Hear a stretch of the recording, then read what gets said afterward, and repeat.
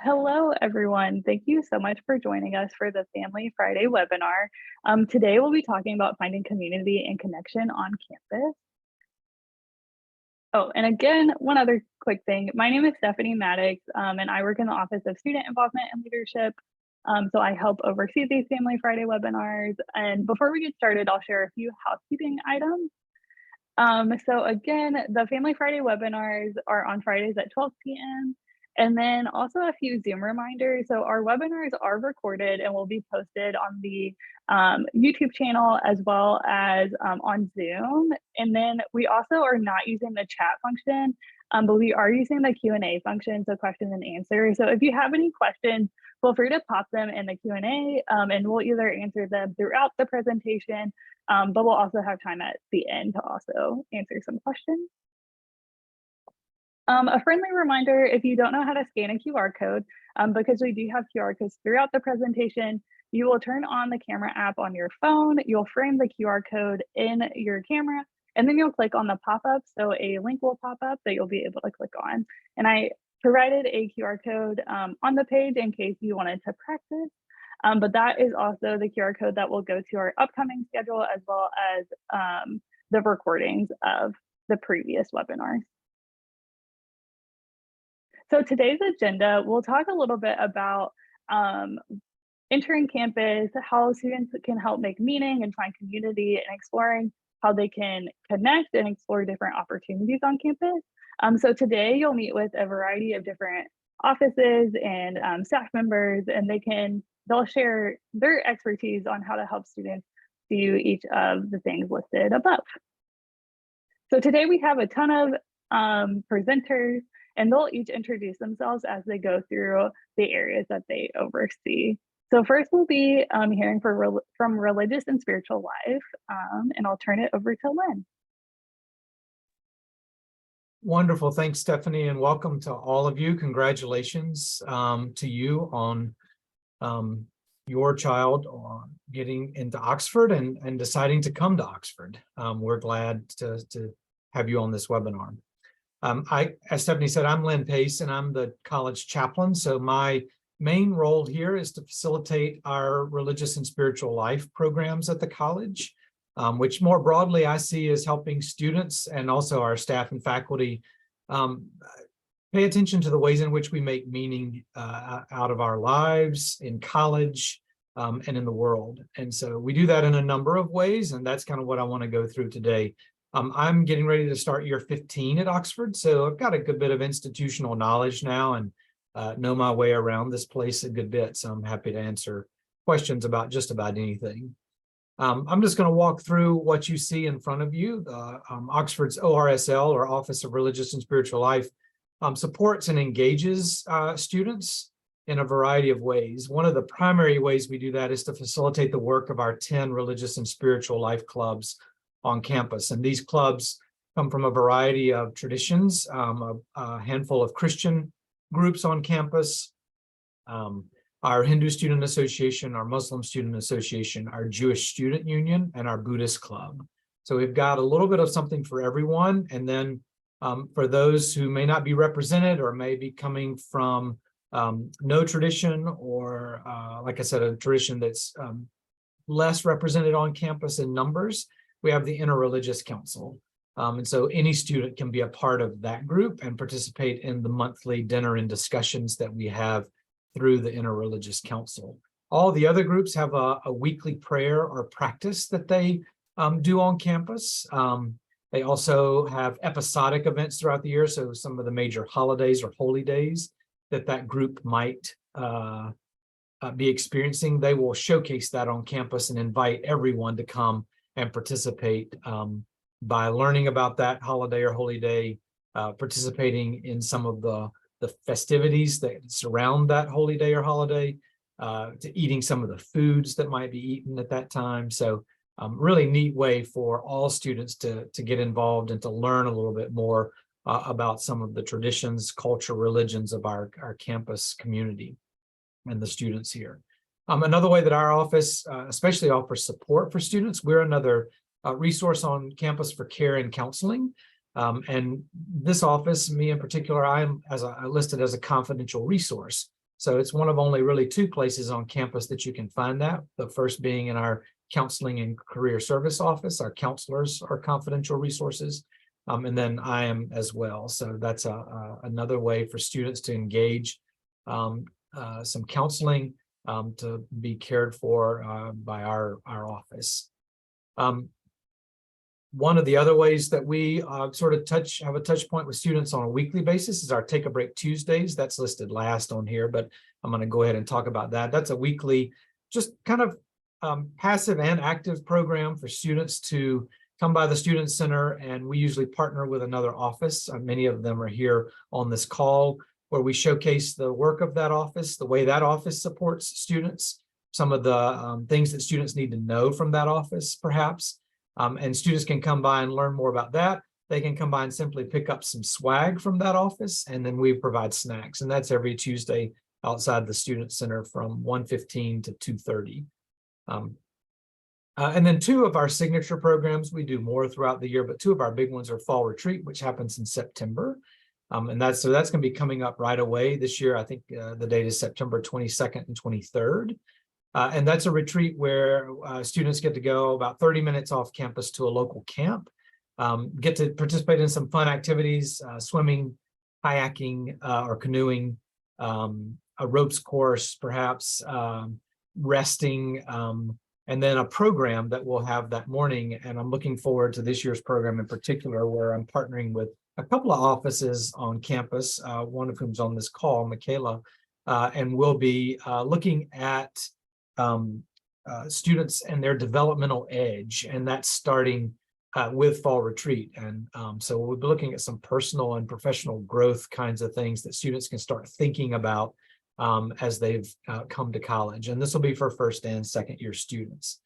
Your student will get more information about that through email, through our admission office emails that go out every couple of weeks this summer. The Fall Retreat link will go out and be available to you at the end of July and in early August, so that students can take a look and see if that's a retreat they might want to sign up for. There's a small cost to that, but we also have some funds to help if there's a challenge in meeting that cost. And finally, our travel program that we do every year that we're back to doing now after COVID is called the Global Connections Program. It's in conjunction with the Pierce program in religion. This is a program where we try to help students make meaning and purpose and combine that with social justice endeavors. And so this past year we went to sorry, I'm seeing something in the chat. This past year we went to the Georgia coast and did some work with an anthropologist on sustainability, food, and history along the Georgia coast. Next May, your student will have a chance to apply and go to Ireland. We'll be going and looking at peace and reconciliation issues throughout sort of Ireland and into Northern Ireland. So I want to make sure to name some of the other groups that are out there. I named the Buddhist, Muslim, Jewish, and Hindu groups that we have. We do have a Catholic Student Union. We have a multi-denominational Christian group. We have a Methodist Christian group. And I think I'm forgetting another non-denominational Christian group. So that gives you a little bit more detail on those groups. I think on the next slide is my contact info. I did not do a QR code, so you don't have to figure that out. All you got to do with mine is just take a picture of that slide right there, and then you can get in touch with us by email or by phone. And when your student's here, there's the location of our office. The picture on the right is our Fall Retreat from this past year. That's a picture of me on the left at our baccalaureate service. So I think that's probably enough from me, and we've got lots of presenters, so I can turn it over to the next. And if you've got questions, I'm happy to answer those later. Thanks.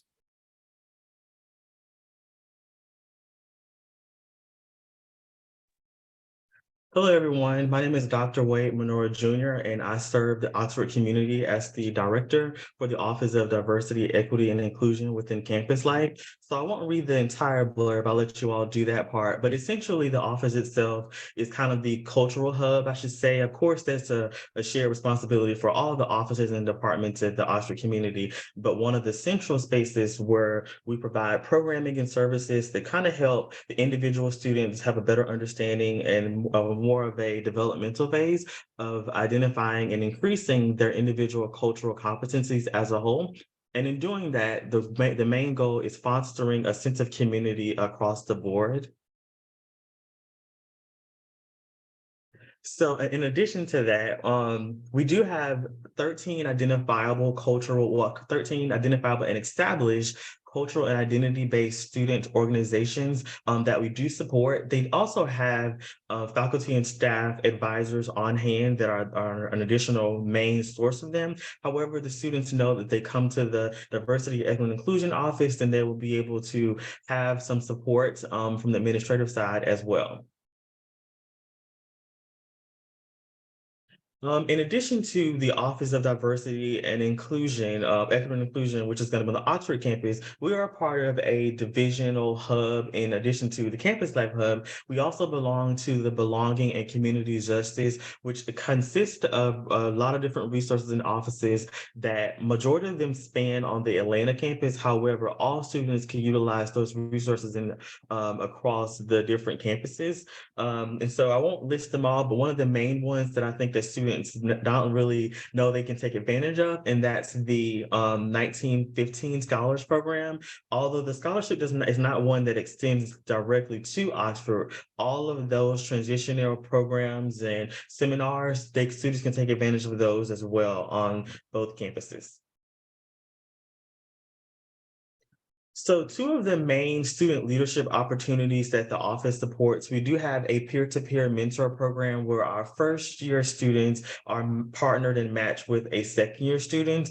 And of course, it's going to be kind of a symbiotic match based upon the student's major, their interests, their background, to kind of give that student an additional level of support that can help them navigate their new campus environment. In addition to that, we do have a diversity diplomat program, which is essentially going to be an additional support arm where first-year students and second-year students could go through an application process, interview with me, and they'll be able to help the office put on additional programming. They can develop their own programming as well, and just different ideas, and kind of partner with different student organizations as a whole. If you're interested in any one of those, email me directly or check out the website, and that way you'll be able to kind of get a better understanding of what each one of those roles kind of entails. And of course, like I mentioned before, my office does also do Cultural Heritage Month programs. So those things of celebrating National Coming Out Day, St. Patrick's Day, partnering with the different offices that you see on here. For example, we're partnering with the Office in Spiritual Life office for MLK celebration, which is one of our major, and I would say the best program that we had for the spring semester. For any of those, but if you're also coming to an idea that you want to highlight or celebrate an additional Heritage Month activity, just hit me up and let me know, and we can kind of collaborate within that regard as well. My office also handles bias response incidents. So if those unfortunate situations occur where you go through a prejudice situation or discriminatory act, you can contact me directly and we can get that process kind of going for you, in addition to a Title IX deputy resource as well.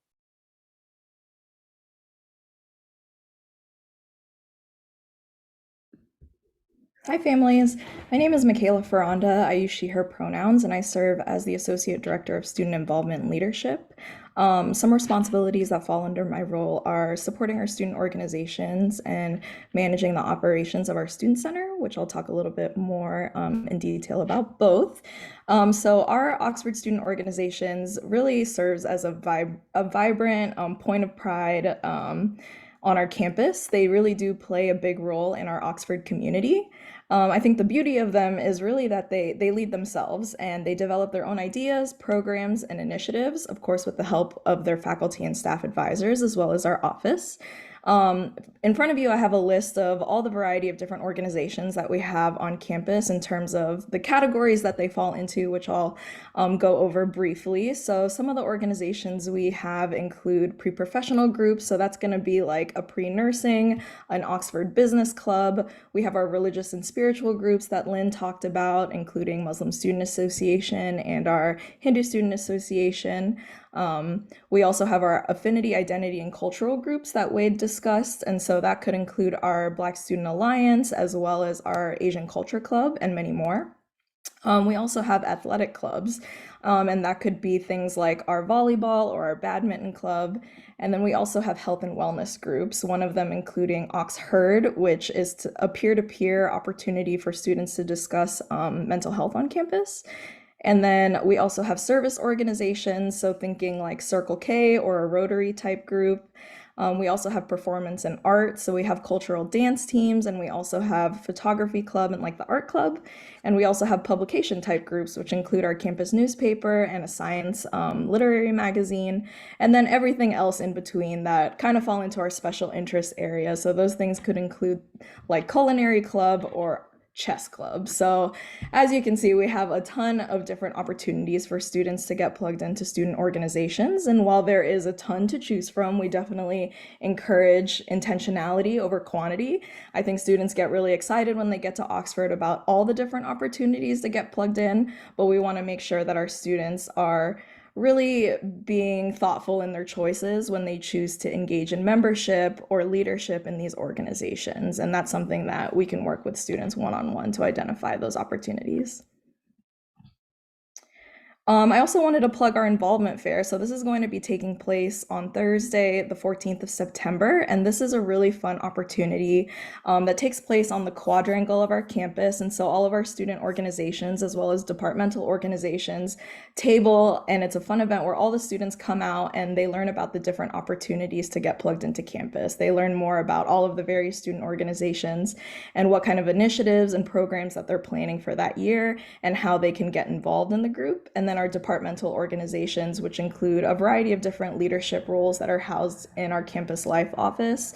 They also speak to students about ways they can get plugged into our office in those ways. So again, it's a really fun opportunity to just see what all Oxford has to offer in terms of student orgs. One quick thing to add too is that we do host an involvement fair in the spring semester too. So if you have any spring start students or your student are looking at ways to get involved differently in the spring, they'll also have a second opportunity in the spring as well. Absolutely. So I also wanted to plug a platform called The Hub, and you'll see I do have these fancy little QR codes here, and this is mostly for our students, but if you wanted to take some time to take a look at all of our different organizations and read a little bit more about them, The Hub is essentially a student org platform where students have essentially many websites or social media platforms where they can talk about their student org. What is the mission of their organization? When do they meet? And who the leadership of that organization is. The involvement fair is the event where they can do that in person, but if for some reason they didn't get to all the tables or just want to get ahead and start looking at those organizations ahead of time, The Hub is where you'll want to go. This year we are requiring our student organizations to put all of their events on The Hub, and so the other QR code that you see here is just to see what all events and meetings that our student organizations are planning on campus, and it's a one-stop shop for our students to see what all is going on. And then the other aspect of my job, which is the operations of our Oxford Student Center. And so here you'll see some really fun pictures of our space. This is definitely a point of pride for our campus. Our Student Center opened in 2020, a tumultuous year, but we made it through. And in this space, a lot of our student organizations do programs. We have a variety of different event spaces, and we also have spaces for our clubs to plan and craft and get all of those events off of the ground. Another really cool feature of the Student Center is our hotspot. So that's a video gaming room where students could play with our different consoles and a variety of different games. The Student Center is definitely a hub for, you'll always know that there's something going on campus if you walk into the Student Center. Also in this space, there is a dining option, which is our Jackson Family Kitchen that students can use their meal plan as well as their Dooley dollars at. And then there's just a lot of opportunities just to socialize in addition to the various events that are happening in that space. And so I provided my contact information, and I encourage you to let your students know that if they wanted to start a new organization, so if they didn't see something of interest to them at the involvement fair or on the hub, they can connect with me individually and we can talk through what that process looks like. Or if they just want one-on-one support on how to get connected on campus, specifically through our student organizations. And of course, any feedback or ideas that they have about the Student Center. And again, my contact information is provided and I'm located on the second floor of the Student Center.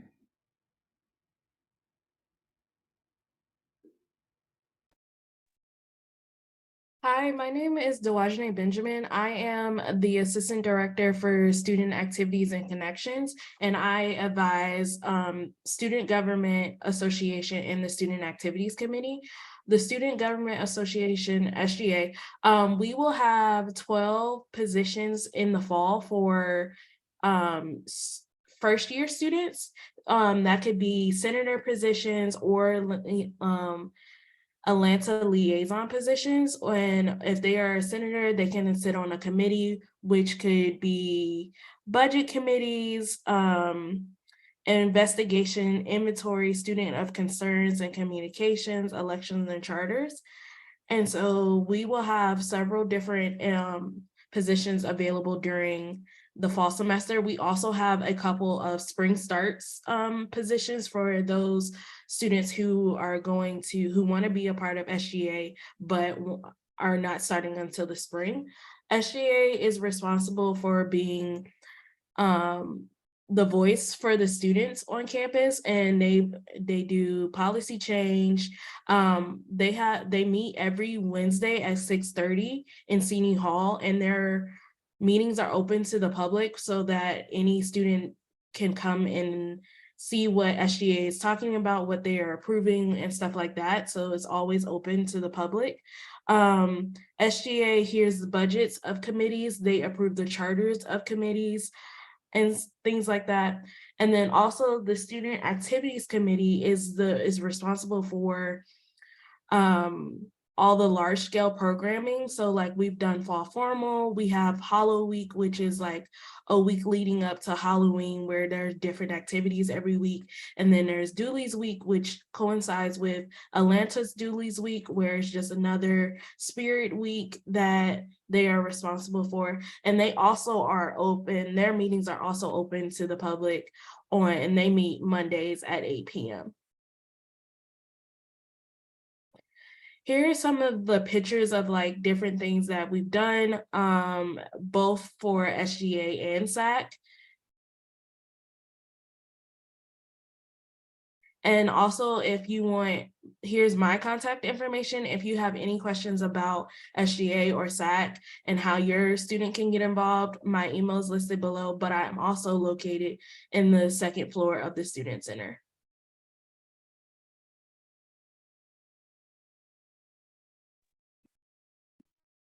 Good afternoon, everyone. I'm so excited that you came today to learn about Oxford and getting your student involved. My name is Megan Holgan. I am an assistant director of student involvement and leadership, specifically for community engagement. I have only been at Oxford for, I guess, 6 months now. I started in November. Prior to that, though, I was a community partner of Oxford College out in the community, and I had students come and volunteer with my organization. So I have been working with Oxford students for over 6 years in community engagement. And I'm thrilled to be here. So pretty much community engagement is just getting our students outside of the Oxford bubble. We want students to enjoy their time on campus, getting to know their roommates, their professors, all of that. But we also want them to get out into the Newton County community. And one of the ways they can do that is through my department where we serve. So I've listed the different ways that students can get involved. I'll just briefly run over those, and then you'll have my contact information if you have any more specific questions. So the first one and the largest one is Volunteer Oxford. This is a departmental organization that is the largest volunteer organization on campus. We have 4 student leaders who are paid, they're sophomore students, and they help plan all of the activities for the year. This could be service Saturdays where we're just going out into the community, or the community comes to us and we do a service project. And that's like a one and done, just pop in, pop out, and do some service. It might be helping to volunteer at the Christmas parade that we have every year in Covington. It could be making craft kits for the Newton County Library System to distribute to children around the county. We also have alternative breaks, which are so exciting, and I hope that your student will join me on one of these. We have an alternative break during the fall break and the spring break, and this is where we leave campus, we go to a different location, and we really get to do some in-depth volunteering. For example, last spring, I took students to South Carolina and we did Habitat for Humanity. And so our students during the day, we were digging foundations and building fences and all sorts of things like that, getting very hot and sweaty. And then in the evenings, we were all staying at a community house, and the students were able to reflect on the day's work, cook meals together, play games together, and really just bond as a team. Education is also really important with Volunteer Oxford. We host panel discussions about different social justice issues. We had a panel discussion about food insecurity in Newton County this semester that our students put on, bringing experts from the community. So even if your student is not involved in volunteering or doesn't really know where their passion lies, we will bring the community to them and they will have plenty of opportunities to learn about the issues that are around us. Our next program is called Oxford Service Leaders. This is a paid volunteer position. I kind of like to call it a nonprofit internship. Our students, this is an application program. Applications will be going out in August for our first year students, and we will be hiring 10 first year students for this program. They are paired with a community partner of their choice, and they work 5 to 10 hours a week with that community partner, helping the community partner do their work out in the community. It could be with our school system, it could be with a food pantry, with a healthcare clinic, could be with our after school programs for kids. There's lots and lots of different programs. These students will also help write an advocacy plan for their community partner and help execute that in their second year. So I could talk about that all day, but I'll move on. I'm excited about it. And we are, as I said, hiring 10 first year students for this program. And it is a cohort model. So the service leaders will meet twice a month together as a group so that they can learn from each other as well. Another cohort program we have is the Pierce Leadership Certificate Program. And I co-advise this program with one of our other assistant directors, Natalie Raymond. Pierce Leaders is a co-curricular and curricular program, essentially meaning that students will apply for the program and they, if accepted, they are required to take a certain number of courses that have a leadership aspect to them. Ideally, we want our students to bookend their program in their first year with a program called Learning to Lead, which is a great opportunity for our students to get a brief overview of lots of different leadership styles, do some assessment of themselves to see what kind of leader they are, and then learn from their other students in their class. And then their second year, they take Psych 360, which is Foundations of Leadership, where they take a deep dive into some of the theories of leadership. So those are the course, that's kind of the course component. And then they will also volunteer out in the community for 20 hours. This is over 3 semesters. They need to get 20 hours. And then we also meet as a cohort, again, once a month, so that we can talk about different leadership, how to put that leadership theory into practice. This is a program that we will be recruiting for in September, and I believe that applications will be due either at the beginning of October or end of September. Don't have it off the top of my head, but your student will have some time to learn about this program before they have to apply. Next, we have Emory Reads. This is another paid opportunity for students.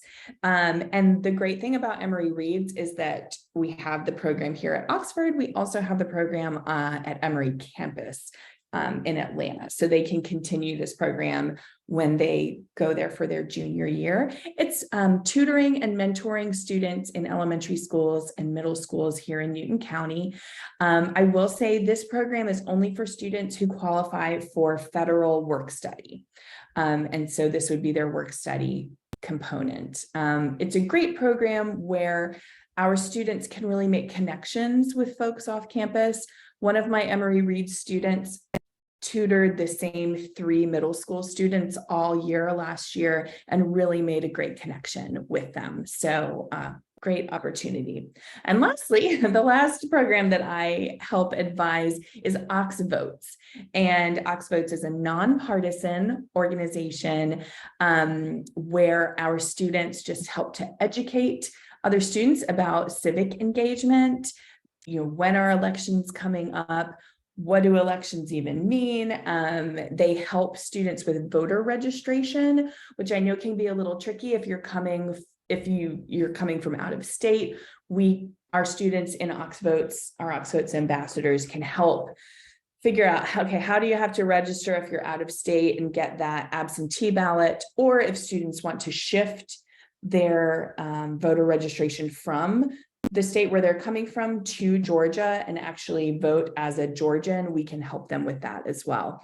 And then as far as education, we again bring panelists onto campus to just educate our student body about civic engagement. So those are my programs. Oh, question. Yeah, there was one question about the Spring Start students and their opportunities for like some of these paid positions. Yes, thank you so much for asking that question. I should have mentioned that. Yes, we will have opportunities for our Spring Start students to apply for these programs. So Emory Reads, we can basically have as many students who want to participate in this program can participate in it. We don't have a set number. And then as far as Oxford Service Leaders, we will have a few openings in the spring. So yes, that is not a problem. As well as in Volunteer Oxford, we have leadership positions. They can apply for those in the spring. Pierce Leaders, this is a program that is only it's a 3-semester program. So it's your spring semester first year, and then fall and spring your second year. And we will have applications for Spring Start students in January. So I will say Pierce is one program where if your student is interested in this, they're going to kind of have to hit the ground running. We will open applications during Spring Start orientation and close them soon after, just so that we can do interviews and get them processed and get them on board. Did that answer your question? Hopefully. So here I just have some pictures to give you an idea of all of the different things that our students do. So we have a student who is helping out at a local food pantry, engaging directly, doing direct care with the community. We have our students here who are doing phone banking. This was actually on election day in 2022. And we had, again, this is nonpartisan. We partnered with a nonpartisan Get Out the Vote effort to just call people and remind them to vote for the day. And this is in the Student Center. So this is a collaboration between Oxvotes and Volunteer Oxford, and it was really fun. Then down here, we have students volunteering at the Oxford College Farm, which is right here on campus. And we've got lots of ways. If you have a student who loves nature, is very passionate about environmental justice, we can get them plugged in there. And then this is a group of students about to head off campus to get engaged in the community. I just wanted to highlight, we do have vans that take students all over the area and then all over the Southeast when we do our alt breaks. So if your student is coming to campus and they do not have a vehicle, don't worry. We have vans, all of those student programs that I mentioned, the paid, the unpaid, all of them, we provide transportation for students. So don't let not having a vehicle keep you from getting off of campus. And then I think my contact info is on the next slide. So you can reach me at mholgan@emory.edu. And as I mentioned before, we'll have applications out for some of those programs in August, and then you can learn all about our other programs at the Involvement Fair. So thank you so much. All right, good afternoon, morning to everyone. My name is Amanda Yuwin, and I'm the director of the Center for Healthful Living. So this is a department on campus that's really dedicated to helping the Oxford community enthusiastically commit to leading a healthy lifestyle. So the pictures that I have here on the left is our women's tennis team. This is a varsity sport. They have won quite a number of national championships. So this is the 2022 team. And then on the right, I'm with a group of my Healthy Eagle peer educators. So they are sophomore leaders on campus that try to, model well-being, but also encourage their students to strike that balance of, enjoying life and also, focusing on school. And so for context, the Center for Healthful Living includes athletics, recreation, our physical education curriculum, which students have to take one PE course in their time at Oxford, as well as, what am I missing? Health education. So that's my direct services hat, which is working with the Healthy Eagles, working with my colleagues across campus and on this call to kind of promote those healthy behaviors on campus. So you can read the mission there, you can see our values. Basically, we are here to educate the mind and exercise the body. So physically on campus, we are located in Williams Hall, Williams Gymnasium. You'll see that we have a soccer field, we have tennis courts, we have some recreation space. Within our facilities, we have a basketball court, we have a weight room, we have a pool. And we also have an aerobics room. And so all of these spaces are open for the Oxford community. So students, of course, faculty and staff to kind of get out there and de-stress. But more than just addressing physical well-being, we're really intentional, my team and I, to make sure we encourage holistic health. So you can see that's one of our values on campus. It's not just working out all the time, or it's not just the absence of disease, but it's thinking about collaboration. How do you make friends? How do you meet other people? How do you actually integrate these lifelong skills in college so that students can start implementing behaviors now and then apply them later in life and be successful human beings? Oh, I see a question that I'll just answer live right now. So is there room on the tennis team for someone to join, or is it only intramural? So we do have, to address a question earlier as well, we do have formalized athletics programs where students are recruited, but we also have walk-on opportunities, and that just depends on the sport and the coach if there's a need or if there's a position open. So that would be for any of our athletic teams, which we have men's and women's tennis, men's and women's golf, men's and women's cross country, men's and women's soccer, and then men's basketball. And so that's the more formalized, right, student athlete experience.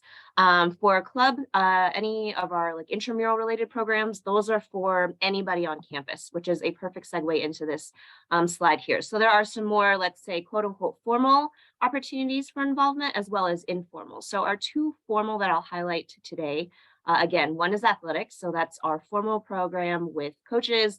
Students are recruited to play, or there can be walk-ons and tryouts, again, depending on the season and need for players in respective sports. We compete in the NJCAA Division III level. So we compete regionally as well as nationally, and we have quite a few national championship teams now. Just last week, our women's golf team secured their very first national championship title in golf, which is very exciting for us. And so they add to our national champion list as well with men's and women's tennis and women's cross country. And then our second formal opportunity is our physical education courses, which I alluded to earlier. So students are required to take one PE class. They're taught by coaches and our adjunct folks in the Center for Healthful Living. We have a wide range of courses. We have anything from yoga to modern dance to swim, total wellness lifestyle, Tai Chi. And while it is a physical education course, our curriculum is really dedicated again to that holistic well-being approach and really tying in the skills that students learn in PE classes and applying them to their life outside the classroom and their life inside the classroom so that they're just successful and well-rounded students. So the informal opportunities that I've listed here are the Healthy Equal Peer Educators. And so that's not tied to a specific academic course, but I am the advisor for that student leadership group. And so this upcoming year, I have 8 students who will be sophomores leading programming, different initiatives to help their fellow peers try to, insert and start acting on those healthy behaviors.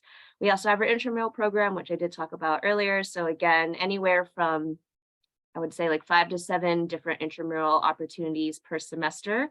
And we really value student feedback. One year, students were heavily into badminton, so we added extra badminton playoffs. Other years, maybe soccer's a bigger deal, or tennis is, we have a lot of tennis players, so then we'll invest in more opportunities for students to join their intramural leagues through the intramural program.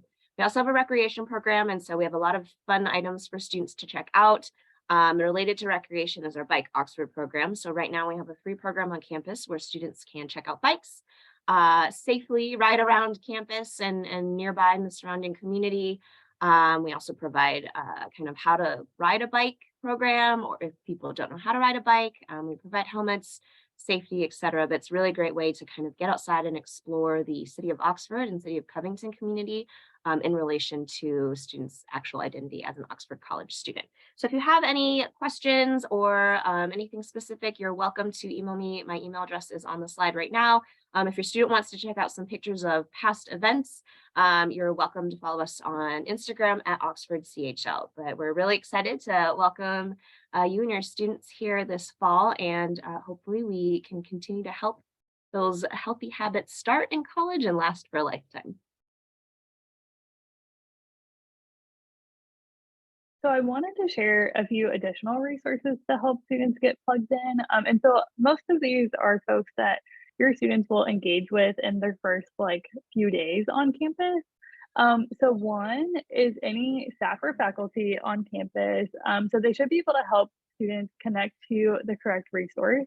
Residential education and services. So a residence life coordinator, which is a professional staff member, or their resident assistant. So it's the housing student staff that live within their residence hall on their floor.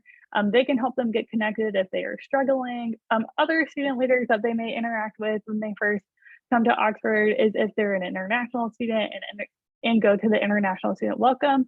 Their iMentors, which are student peer leaders, orientation leaders, both in the fall and spring semester. So they will get acquainted with them, of course, once they arrive to campus. If they do the Ignite program, which is a pre-orientation program, they'll have the connection of their Ignite leadership mentors. And then also their peer advisors through PAN, which is through the Academic Support Center. So it's they should have received an email from them recently through the Canvas course. And so that will also be another connection. I wanted to plug a couple of retreats as well. So Lynn mentioned fall retreat, but then we also have Leadership Oxford, which is a first year student retreat through the Office of Student Involvement and Leadership. So coming up next week, we'll have a session with Accessibility Services. So this is accommodations on campus. This is a joint session with the Atlanta campus, so you will not have to register the same way that you have for the Oxford ones. It is just a link on our schedule, but it's also on the Atlanta page that'll just take you to the Zoom.